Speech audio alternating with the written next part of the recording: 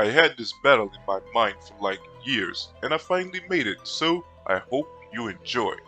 Now, I will be approaching this in a few different ways, starting with discussing the wild version of each species fighting each other, then moving on to the tamed versions, then alternate versions, finally comparing the composite versions. For fun, I'll also touch on their previous evolutions, but I will move through that fairly quickly. Charmander vs. Botamon. Botamon is essentially a newborn baby in this line and is completely feetless as far as I know, so Charmander easily nukes here. Charmander vs. Koromon.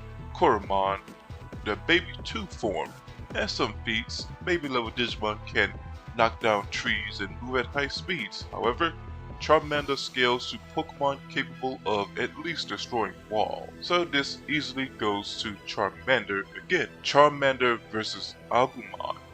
Agumon is a rookie level Digimon, has combat experience and scales above babies.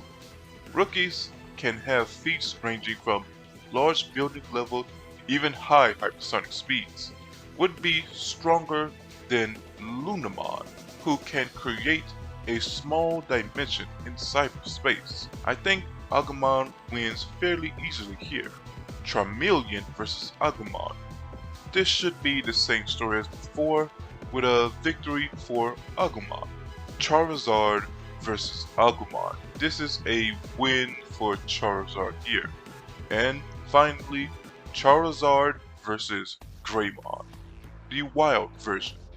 While the wild version of these characters are far weaker than the tamed ones, they are still quite powerful, standing well above most monsters of lesser levels. A wild Charizard should be comparable to Piloswine, who can cause earthquakes strong enough to destroy an entire city, comparable also to Rhyhorn, who can destroy cities and shatter mountains. In terms of speed, Charizard should be massively hypersonic, 2, faster than light, as Pokemon have been shown dodging lightning and light-based attacks. Now, Greymon. Greymon scales to other wild champion level Digimon and is officially noted to be one of the stronger champions that exists, making him comparable to Digimon, who created massive storms across the Middle East, comparable to Meramon, who threatened to destroy an island, and comparable to Minotaurmon, who can cause massive earthquakes. In terms of speed, Greymon is much faster than rookie Digimon, who can manipulate and dodge lightning. He's comparable to Peckmon, who can dodge light-based attacks from Sunflowmon. Now who would win here? Beyond stats, Charizard's ability to fly is a key advantage, especially against such a large target.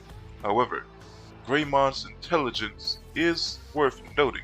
Despite being wild, he is highly intelligent and knows different fighting styles, and is incredibly agile for his size. Alright, honestly, this was a lot closer than I thought it was going to be, but I give the edge to Greymon. He's just a bit more powerful and more intelligent, which I think would give him the win in this battle. A tamed Charizard versus a wild Greymon. A tamed Charizard would win just considering the fact how close a wild Charizard and a wild Greymon fight would be. A tamed Charizard versus a tamed Greymon. First, we'll go into detail on a tamed Charizard.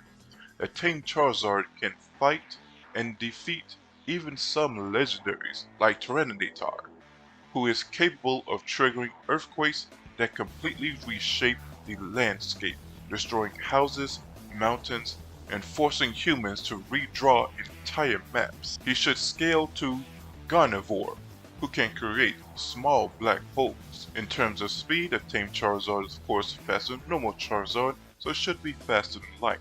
Now, a tamed Greymon scales to Pegasusmon, who can create small universes and fire shooting stars. Should be comparable to Wendigomon, who has the ability to manipulate time and space and create dimensions big enough to seemingly contain a Earth and a Sun. Who wins? Of course, Tame Greymon wins easily.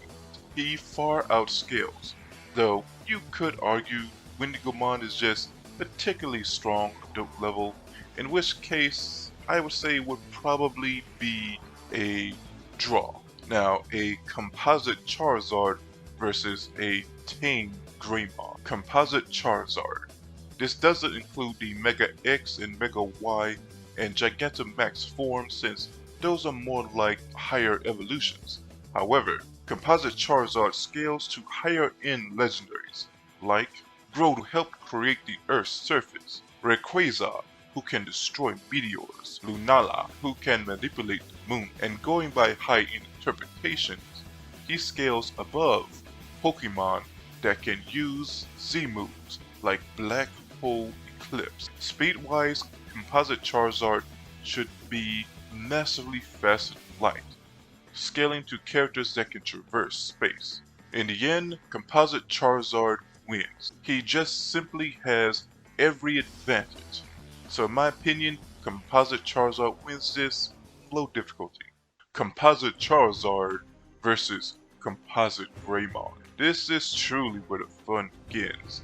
This Greymon includes the X-antobody version of Greymon, which remains the same level, adult or champion. A composite Greymon, in my opinion, scales to perfect level Digimon, as we have seen X-antobody Digimon essentially be comparable to those of a higher level. Now, how strong are higher level perfect level Digimon? Long ago, we would simply scale perfects to the Vitamon feat of creating his own dimension that we now know is the size of a universe. But now, there's the fact that inside Digimon, there is basically a layered multiverse inside them. But above all that, perfects have scaling that put them at the level of their cosmology, or at least the digital world. To summarize how impressive that is, a digital world can be potentially infinite in size. It is automatically dimensional layers higher than the real world, with potentially infinite layers in the digital world. Needless to say, this is a stomp for Composite Greymon. Now, Charizard in its complete composite form includes all Mega forms. This means the Charizard scales to the Mega Charizard that fought the Dynamax Creation Trio. While the trio are, of course, simple avatars, they are still incredibly powerful cosmic entities. These entities played a role in the creation of the Pokemon universe, or Pokeverse. And when two of the members of the Creation Trio fought each other, their battle threatened to destroy all of reality, which is composed of infinite universes. How does this fight play out? On the surface, it might seem equal, but this could be a win for Charizard only if you argue that a composite Greymon isn't comparable to a perfect level Digimon. But least we forget, Greymon, with a bit of inspiration from his tamer, completely vaporized a perfect level Digimon, Paramon. So, in the end, it's a easy win for composite Greymon, as he would scale to the complexity of the digital world, which, in my opinion, ranges from 1B high hyperversal to 1A high outer. In my opinion, the only Pokemon that can be argued to scale at that level is True Form Arceus, as that is, at very least, the highest I have seen from him online. And now, a bonus round. Wild Charizard versus every alternate version of Agumon. A Wild Charizard could easily defeat all versions of Agumon, even the one we don't talk about anymore. However, Agumon X and Marcus's Agumon would put up a fight. In my opinion, all of these together would defeat a non-tamer Charizard, but of course lose to a tamed one. Or Greymon versus the true forms of the Creation Trio. Even in their true forms, I don't think the Creation Trio compares to Arceus. So, Greymon wins. Omegamon versus Arceus. Omegamon should scale above the digital world, so he wins even against true form Arceus. That's it, everyone. Let me know your thoughts in the comments. Unfortunately, I'm not as familiar with Pokemon as Digimons, but I hope I came across as fair, and I apologize if I messed up a few names here and there. Digimon scaling can be a bit tricky since the power jumps between levels can be astronomical. But anyway, regardless of who you like more, I hope you enjoyed this video, and don't forget to like, subscribe, and hit the bell. Later.